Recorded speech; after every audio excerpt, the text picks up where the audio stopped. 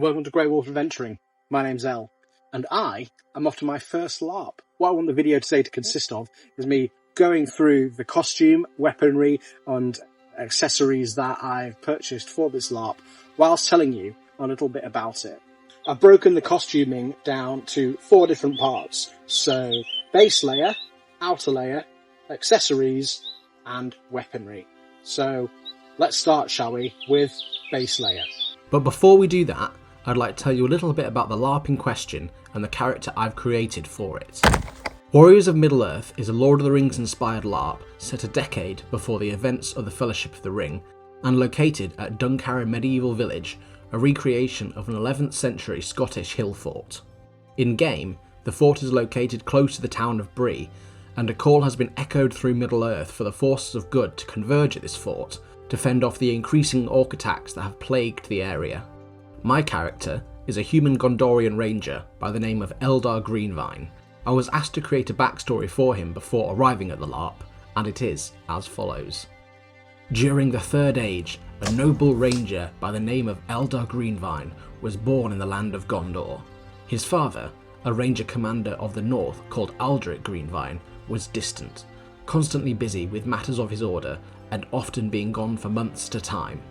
Because of Aldrich's responsibilities taking him far away, Eldar was enrolled as an apprentice of the Rangers of Ithilien, a company based out of Osgiliath. Although he was not permitted by his father to enter combat, often instead guarding horses or supplies, he was taught how to wield a sword, marksmanship with a bow, and how to track quarry by the Rangers of Ithilien. The little interaction Aldrich had with his son was solely martial training and preparation for the eventual full inclusion into a ranger company. Even when asked, Aldrich would not speak of Eldar's mother.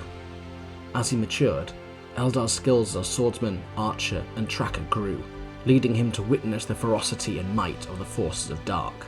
Fiercely loyal to the cause of defending Middle-earth, he embodies the courage and nobility of his Gondorian brothers, striving to protect the free peoples from the darkness that threatens their lands.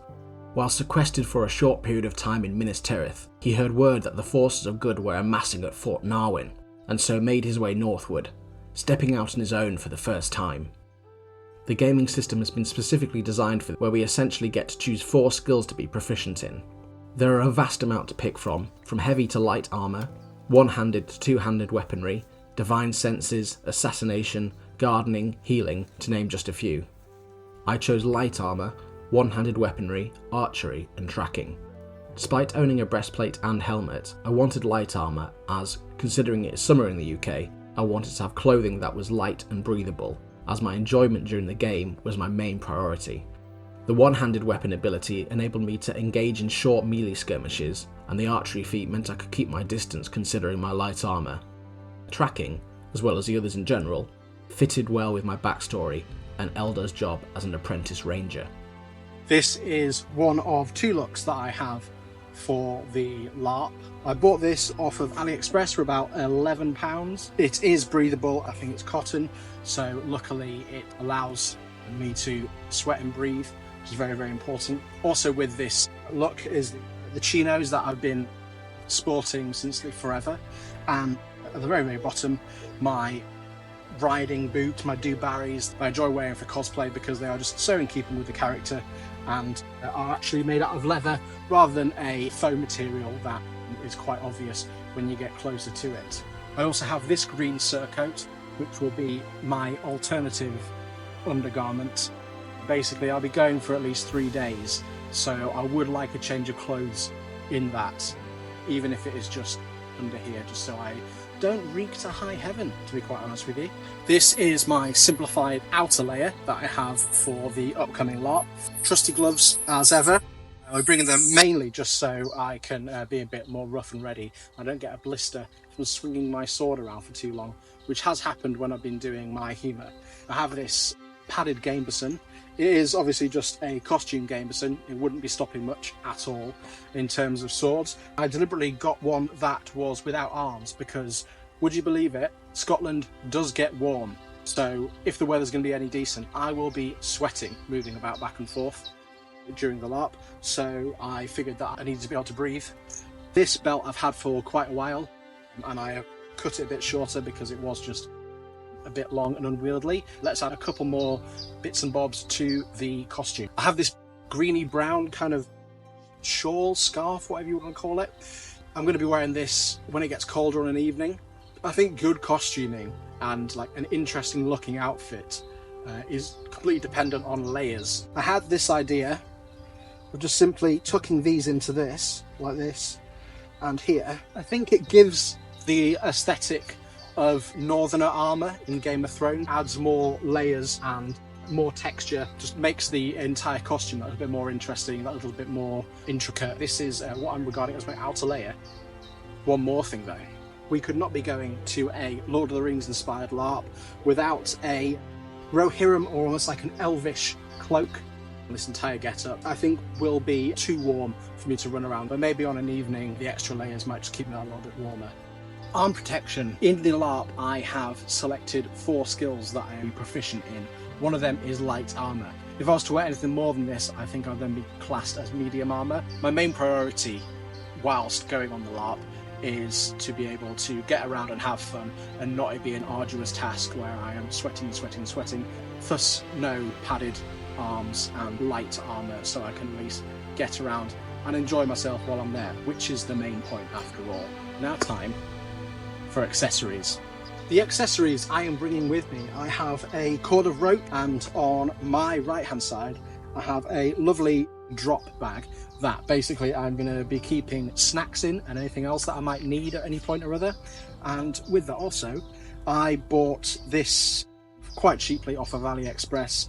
It's plastic on the inside, but I need something for me to be able to drink from whilst I am out and about that is in character, and so this will be being topped up every so often just so I can actually have something to drink whilst we are in the in-character locations of this LARP.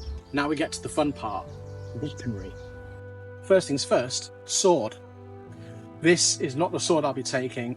This is essentially a prop or a reenactment sword, and it would be quite unfair on everybody else if I rocked up with this to a LARP. So I will not be taking this. The one that I have bought is hopefully arriving. The sword, in fact, would not arrive, and my arrows were apparently unsafe for this particular LARP, but that is a story for another time. Luckily for me, one of the weapons that I bought has arrived already. Check this out. This bow I bought for about 60 quid off of eBay. Nothing too special about it. All I did was make sure that it was under the maximum requirement for using in a LARP, which it is by a decent amount, so it will be safe to use. And I bought these arrows as well off of eBay. These are about £20 each, so quite spenny. Round topped, as you can see, so I will be very, very conscious about how hard I'm firing these, because I don't want to make any enemies while I'm there. I'd like to make some friends. Hitting people as hard as you can with an arrow generally doesn't make them like you that much, so yeah, we're just going to have to play this by ear and see how we go, and yeah, be cautious of safety. And that's about all I can really think of at the moment for preparing for the LARP. Hopefully you can come along with me. I'll be posting a lot of content about it, because why wouldn't I? And yeah, hopefully you can follow me along in this journey on my first ever LARP experience. So I hope to make a standalone video in the centre of the LARP, what I'm thinking about, what's going wrong, what's going right, what would I improve with this, and then we'll also do an evaluation when everything's wrapped up, when I'm back at home, and we can talk about how much I've enjoyed the experience. Fingers crossed. Thanks so much for sticking around, and see you soon. Thanks so much. Bye.